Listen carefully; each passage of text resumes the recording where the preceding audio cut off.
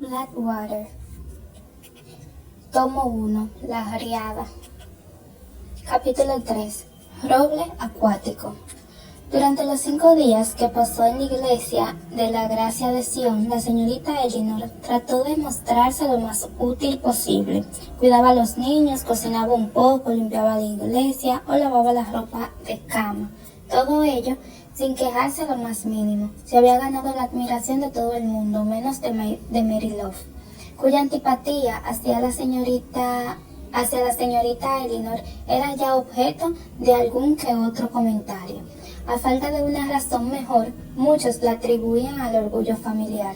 Mary Love había visto cómo la señorita Elinor se ganaba el afecto de Grace y la estima de James Caskey, algo que intuía como un elemento capaz de perturbar la armonía familiar. Por lo menos esa era la posibilidad menos ilógica, aunque no dejaba de ser una hipótesis. Lo más probable era que la verdadera causa fuera algo completamente distinto. A nadie se le ocurrió preguntarle a la propia Mary Love por qué no le gustaba la señorita Elinor, aunque ésta tampoco habría sabido qué responder. A decir verdad, no lo sabía. Era ese pelo rojo, se decía Mary Love confusa, aunque en realidad no se trataba solo de eso. Era también por su aspecto, por su forma de hablar y de comportarse, por cómo levantaba a Grace del suelo, por cómo se había hecho amiga de la señora Driver, e incluso había aprendido a distinguir entre Ronald Holland y Paula Drive, los 3 insignificantes hijos de la predicadora. ¿Quién había hecho eso antes? ¿Quién invertía tanta energía en una comunidad extraña si no tenía ningún propósito oculto?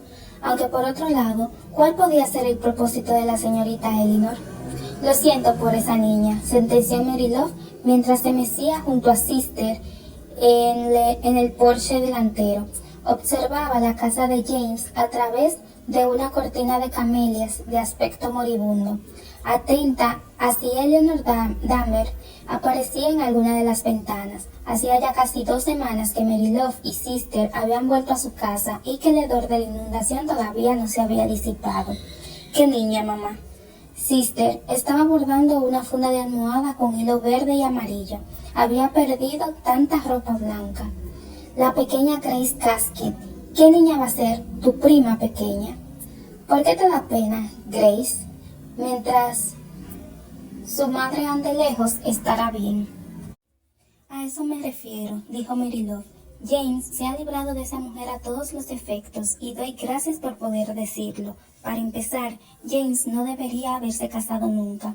No está hecho para el matrimonio y debería haberlo sabido como lo sabía todo el mundo. Cuando se supo que James regresaba perdido con una esposa en el mismo coche cama, se quedaron todos con la boca abierta. A veces pienso que tal vez James fue listo y firmó un papel con Genevieve, donde ponía que ésta vendría perdido, se quedaría embarazada, le daría un bebé y luego se volvería a marchar para siempre. No me sorprendería nada que tu tío enviara cada mes un cheque a la licorería de Nashville para que ella tenga siempre una cuenta abierta. Esa viviría en la Cochinchilla si le abriera una cuenta en una licorería de allí. Mamá, dijo Sister con tono paciente, no he oído hablar de ese lugar en mi vida. Madre e hija tenían la costumbre de adoptar posturas enfrentadas ante cualquier situación. Si Mary Love estaba agitada, Sister permanecía tranquila. Si Sister se indignaba, Mary Love se volvía conciliadora. Era una actitud que había desarrollado a lo largo de los años y era ya algo tan natural para ellas que le salía sin pensar, incluso sin querer. Me lo he inventado, pero Sister, James se deshizo de esa mujer. No sabemos cómo, solo agradecemos que así fuera. Pero ¿qué hace a la primera oportunidad que se le presenta? ¿Qué hace? Buscarse a otra igual de mala. ¿La señorita Elinor? Preguntó Sister con una voz que sugería que no creía que la comparación estuviera justificada. Sabes perfectamente a quién me refiero, Sister. Mecerse en el porche delantero no era nada fácil ahora que tantas tablas del suelo se habían deformado. la tienda de artículos de fantasía de Grady Henderson había conseguido un cargamento de velas perfumadas que se agotaron en un abrir y cerrar de ojos. Una de ellas ardía en aquel momento en un plato colocado en el suelo entre Mary Love y Sister. Su aroma avainillado cubría en parte el hedor rancio del lodo que había asentado alrededor de la casa. Bray y 3 hombres del aserradero, que aún no habían entrado de nuevo en funcionamiento, se dedicaban regularmente a remover la tierra del patio delantero y a enterrar todo lo que había dejado la riada a su paso. Mamá, tienes una voz bastante estridente. A ver si no te va a oír la señorita Eleanor. No me oirá, a menos que esté escuchando por la ventana, replicó Mary Love con voz aún más alta, lo cual no me extrañaría lo más mínimo. ¿Pero qué es lo que no te gusta de ella?, preguntó Sister con dulzura. A mí me gusta, si te soy sincera, no veo ninguna razón para que no te guste, mamá. Pues yo sí, veo todas las razones del mundo, respetó Mary Love y a continuación hizo una pausa. Es pelirroja, añadió. Hay mucha gente pelirroja. El pequeño de los McCall, ese chico con el que iba a la escuela, ¿recuerdas? El que murió en Verdun el año pasado. Era pelirrojo y me dijiste que te gustaba, pero no era como esa mujer, Sister. ¿Tú habías visto alguna vez un color como el suyo? Un color como el del lodo de Pérdido.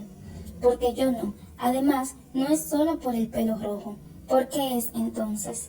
¿De dónde ha salido? ¿Y por qué ha venido a Pérdido? ¿Qué es lo que quiere? ¿Cómo consiguió que James le pidiera que fuera a vivir con él? ¿Alguna vez le ha pedido a James a alguna otra joven que se siente a su mesa? No, mamá, por supuesto que no, pero la señorita Eleanor ya respondió a todas esas preguntas y Oscar te trasladó todas las respuestas. Vino al condado y llegó para dar clases en el colegio. Se enteró de que había una vacante. No había vacante. En su momento se equivocó, mamá. Pero ahora, si hay un puesto libre, la señorita McGee ya ha enviado 3 postales desde Tallahassee, o eso he oído. Un puesto que ha creado ella misma. Mamá, ¿cómo puedes decir eso? Lo creó la riada. Lo que dejó una vacante en el aula fue el agua. Mary Love frunció el ceño y se levantó de la mecedora. Hace 10 minutos que no la veo pasar por delante de ninguna ventana. ¿Qué estará haciendo ahí adentro? Apuesto que se está saqueando los cajones. Está ayudando a limpiar. James me dijo que nunca había visto a nadie trabajar con tanto ahínco en una casa que no fuera suya. Mary Love se sentó de nuevo y empezó a tejer frenéticamente con la aguja. ¿Sabes lo que pienso, Sister? Pienso que va a intentar convencer a James de que se divorcie de su mujer, para así poder convertirse en la mujer de la casa. Por eso trabaja tanto, porque cree que va a ser suya. Un divorcio, ¿te imaginas, Sister? Pero si no soportas a Jenny, mamá. Eso no quiere decir que crea que James debe divorciarse. Creo que Jennifer debería morir o desaparecer para siempre. ¿Para qué quiere James una esposa? Ya tiene a la pequeña Grace. No es un encanto de niña. Y nos tiene a ti, a mí y a Oscar justo al lado. Si James me diera permiso, arrancaría hasta el último de esos arbustos de camelia, que de todos modos ya están casi muertos, para que nos viera cada vez que mirara por la ventana. ¿Sabes qué es lo que le gusta a James? Comprar platería. Lo he visto con mis propios ojos.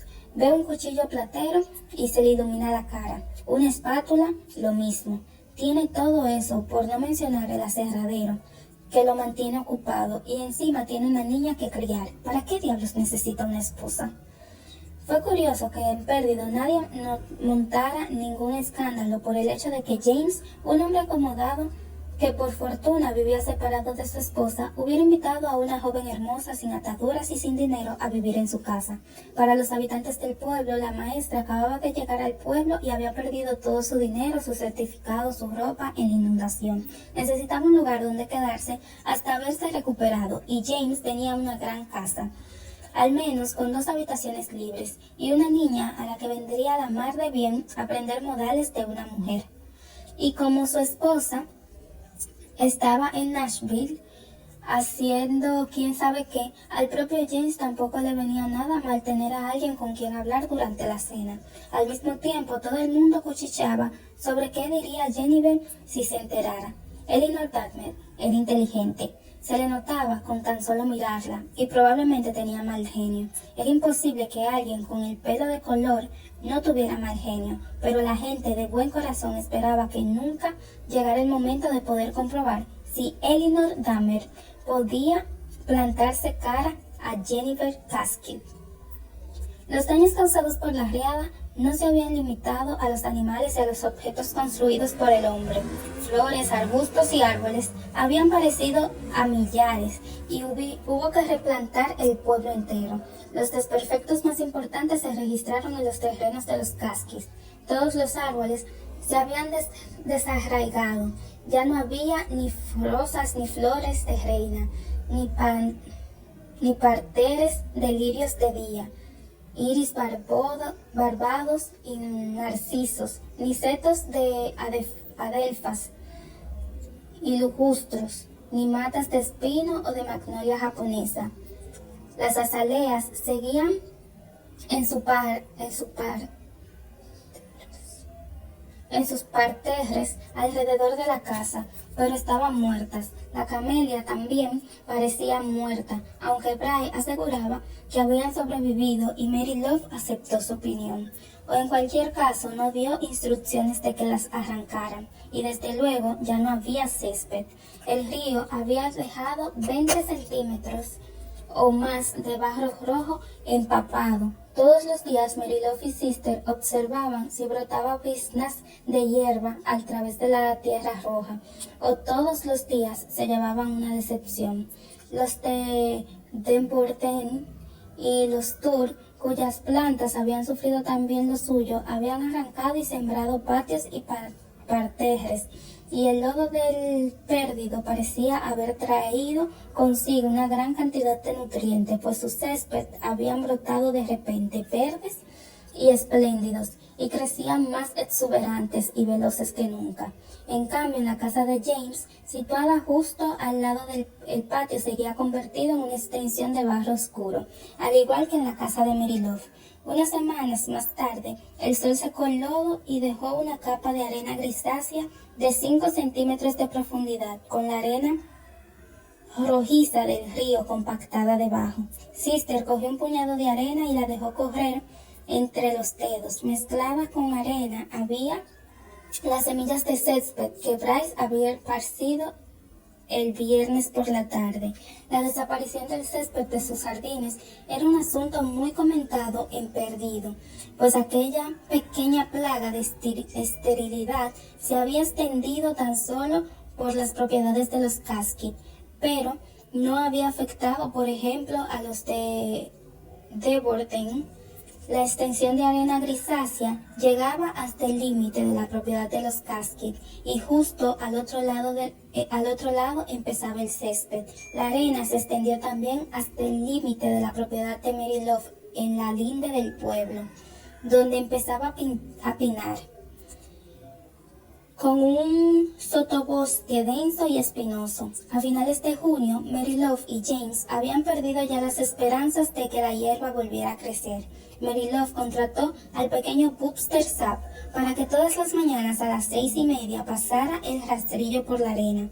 Al final del día, las pisadas de los sirvientes, las visitas y los habitantes de las casas habían arruinado en gran medida el cuidadoso trabajo de Buster, pero este siempre estaba allí a primera hora de la mañana siguiente para devolver la simetría y la textura artificiales a la malograda propiedad de los Caskill. Aquella extensión de arena, de casi 1 hectárea en total, formaba un paisaje muy deprimente, sobre todo si recordaban los elegantes jardines y el césped que antes rodeaban la casa, que solo el diligente trabajo de Buster hacía soportable. Así pues, a pesar de las habladurías, Buster trabajaba incluso en domingo, y ese día le pagaban el doble. Ambos hogares se acostumbraron pronto a despertarse con el sonido del rastrillo sobre la arena. Buster era un niño menudo, somnoliento y muy paciente, que iba lentamente de un lado a otro, trazando un improvisado mapa en círculos concéntricos y espirales alargadas. Movía el rastrillo con un ritmo tan inexorable como el de un péndulo, y tal vez era ese el recordatorio del paso del tiempo, lo que hacía que el sonido del rastrillo sobre la arena evocara tanto la muerte. Todas las mañanas a las 6, antes de empezar a trabajar, la hermana de Buster le preparaba el desayuno en la cocina de Mary Love. Buster terminaba a las 10 y a esa hora la cocinera de James, Roxy Wells, le preparaba un segundo desayuno. Al terminar, cogía una almohada y bajaba al muelle a echarse la siesta hasta la hora de comida. Por la tarde, hacía recados para las dos casas. Unas veces le pagaba a Mary Love y la otra a la señorita Eleanor, y a veces por error le daban dinero a ambas. Durante varios meses, Buster Samp fue prácticamente la única línea de comunicación entre aquellos dos hogares que en su día habían gozado de una relación tan íntima. Mary Love no aprobaba que Eleanor Dahmer viviera con su cuñado y tampoco permitía que su hija lo aprobara. James Caskett sabía cómo se sentía su cuñada, pero estaba tan satisfecho de que Eleanor viviera en su casa que no quería discutir con Mary Love. Y al fin y al cabo, si se ensalzaba en una discusión con Mary Love, lo más probable era que ésta ganara. Y si Mary Love ganaba, Eleanor tendría que irse. Y eso era precisamente lo que James no quería. Eleanor se ocupaba de él como lo había hecho tal vez Jennifer, si hubiera sido una esposa de verdad. Eleanor se había encargado de supervisar la limpieza, la reparación de la casa. Todos los días, en ausencia de James, daba órdenes a Rosie, así como a su hija Reta y a sus hijos Scoot. Reta se pasaba todo el día fregando de rodillas y Scoot pintaba todo lo que hubiera al alcance de su brocha. Eleanor y Roxy se sentaban en el porche delantero a coser cortinas nuevas para todas las habitaciones de la casa. James le había dado a Eleanor $300 y le había dicho que comprara todo lo que necesitara. Así pues, un día Eleanor y Scoot recorrieron más de 15 kilómetros en carreta hasta Atmore y volvieron con un cargamento de ropa de cama nueva. Eleanor tiró todo lo que había tocado el agua de la inundación. A pesar de que había sido la más perjudicada, las reparaciones en la casa de James iban más avanzadas que en ninguna otra. De alguna forma que James nunca llegó a descubrir, Eleanor logró salvar muchos de los muebles que se creían perdidos por la inundación. No sé cómo lo ha hecho Oscar, le dijo James una mañana en el aserradero, pero anoche volví a casa y ahí estaba el sofá de mamá, el mismo que estuve a punto de tirar por la puerta de atrás, tan reluciente como el primer día. El palisandro estaba perfectamente pulido y el sofá tenía hasta el último medallón tallado, y estoy convencido de que 2 de ellos se habían roto y habían salido flotando por la puerta principal. No solo eso, sino que lucía una especie de tapicería azul, exactamente igual a la que había cuando yo era niño. La había olvidado por completo hasta que entré y la vi. Me recordó tanto a mamá que me faltó poco para sentarme y echarme a llorar. James, dijo Oscar, ¿no crees que estás haciendo trabajar demasiado a la señorita Eleanor? Pues yo creo que sí, respondió James con modestia. Pero ella dice que no. La casa está en tan buen estado como cuando mamá vivía allí y papá estaba ya muerto y no podía estropearla. Imagina el aspecto que tiene. Y Grace, ¿tú has visto a Grace últimamente? Sí, dijo Oscar. En ese momento interrumpieron la conversación para hablar con un hombre que salía del aserradero en una carreta. ¿Has visto los vestidos que lleva?, continuó James cuando la carreta cruzó la puerta principal. La señorita Eleanor no le importa nada sentarse en la cocina con Roxy y coserle un modelito a Grace mientras ésta la mira debajo de la mesa. ¿Te puedes creer que Mary Love me dijo que debería cobrarle el alquiler de la habitación a la señorita Eleanor? Mamá no conoce a la señorita Eleanor, eso es todo, dijo Oscar. No es que no la conozca, es que no quiere conocerla. Oscar, sabes que quiero a tu madre y sabes que siempre tienes razón, pero te diré algo, con la señorita Eleanor se equivocan. Grace la adora y yo la aprecio mucho. ¿Sabes que ha pulido toda mi cubertería?, añadió James en voz baja, levantando un dedo huesudo, y la ha envuelto en fieltro amarillo. Oscar Kasky estaba frustrado. Lo que más deseaba en el mundo era justamente lo que no podía tener, y eso era ni más ni menos que la oportunidad de descubrir más cosas sobre la señorita Elinor Dahmer. Su trabajo en el aserradero lo obligaba a estar en la oficina o en el bosque a las 7 de la mañana. Volvía a casa al mediodía, pero solo disponía de media hora para comer, y de hecho solía tomarse un segundo vaso de té helado y de vuelta al trabajo. Por la tarde volvía a casa sobre las 6 o 7, y para entonces estaba tan cansado que solo podía sentarse a cenar, y para el colmo había noches en que tenía que acudir a alguna reunión para planificar la restauración y mejora de Pérdido, tras el desastre de la riada de Pascua. Apenas podía saludar a la señorita Elinor en el porche de la casa de su tío, cuando pasaba en su automóvil, o gritarle: «¿Cómo está usted, señorita Elinor?», cuando subía a paso lento los escalones de su propia casa, donde su madre le abría la puerta y la cerraba con pestillo a sus espaldas. Mary Love Kasky ya sabía que no podía controlar las acciones y emociones de su hijo, tal como lo hacía con las de Sister. Sabía perfectamente que a Oscar le gustaba la profesora pelirroja de la casa de al lado, y también sabía que no le correspondía a ella decirle que no debía gustarle. Oscar era ahora el hombre de la familia, y eso significaba algo. Por todo ello, Mary Love se alegraba de que, a pesar de la proximidad entre Oscar y Elinor, ambos hubieran tenido tan poca relación. La riada los había unido, pero las consecuencias de la riada los mantenía separados. Por lo menos de momento. Pero un sábado por la mañana, el 21 de junio de 1919 para ser exactos, cuando el sol pasó de Géminis, signo de aire, a Cáncer, signo de agua, Oscar se levantó a las 5, la hora de siempre, pero entonces se acordó de que era sábado y que no tenía que estar en el aserradero hasta las 8. Se habría dado la vuelta para tratar de dormir una hora más, pero al otro lado de la ventana un sonido rasgó el silencio de la mañana y lo desveló. Se levantó y miró al exterior. El amanecer aún no se había adueñado del día. La arena del patio era un ancho mar oscuro, y solo aquí y allí y allá se atisbaba lo poco que quedaba del trabajo de Buster del día anterior. Y en mitad del caos de motivos geométricos, Oscar vio a Elinor Dahmer, que venía del muelle. Llevaba algo dentro del puño. A Oscar le picó la curiosidad. Quería saber qué le había hecho salir de la casa tan temprano. Quería saber qué escondía en el puño, y quería tener la oportunidad de hablar con ella sin su madre, James, la pequeña Grace o cualquiera de los criados cerca. Se puso los pantalones y las botas a toda prisa, bajó las escaleras traseras y se detuvo en el porche para observar a Elinor a través de la mosquitera. Sobre aquella arena gris que llegaba hasta el río, la muchacha cavó un agujerito en la tierra con la punta del pie. El cielo era rosado y amarillo en el este, pero todavía estaba azul, un azul más radiante que el de aquel amanecer en el oeste. Los pájaros cantaban al otro lado del río, pero en este lado solo se oía un sinsonte que se había posado sobre el techo de la cocina de James.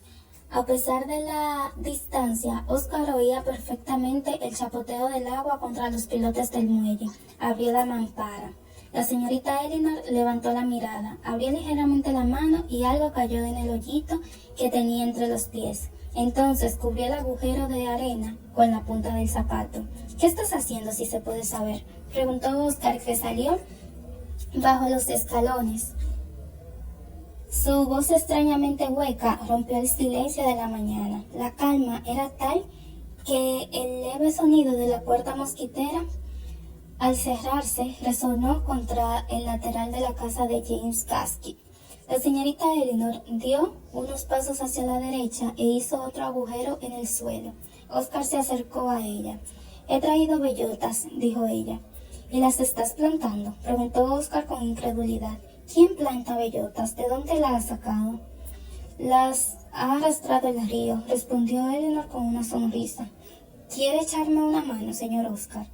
No va a sacar nada de plantar bellotas aquí, señorita Elinor. Fíjese en el patio. ¿Qué ve? Arena y más arena, y ni una brizna de hierba. No, porque eso es lo que yo veo. Creo que pierde el tiempo plantando bellotas. Además, Buster llegará dentro de un rato y las rastrillará todas. Buster no rastrillará tan profundo, dijo Elinor. Además, le dije que iba a plantar árboles aquí, señor Oscar. Si la hierba no crece, por lo menos necesitamos sombra, así que voy a plantar bellotas.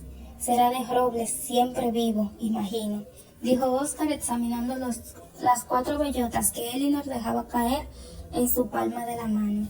Estaban mojadas como si las acabara de sacar del agua. Elinor no había explicado qué hacía en el muelle a las 5 de la mañana en cualquier caso. Era imposible que hubiera esperado a que el río Perdido arrastrara las bellotas hasta su mano. No son de roble acuático, respondió él. No, son de roble acuático, respondió ella. ¿Cómo lo sabe? Porque conozco las bellotas de roble acuático. Sé qué aspecto tienen cuando el río las lleva. ¿Y cree que crecerán aquí? Ella sintió. No me suena que haya ninguna arboleada de roble acuático en el río Perdido, dijo Oscar,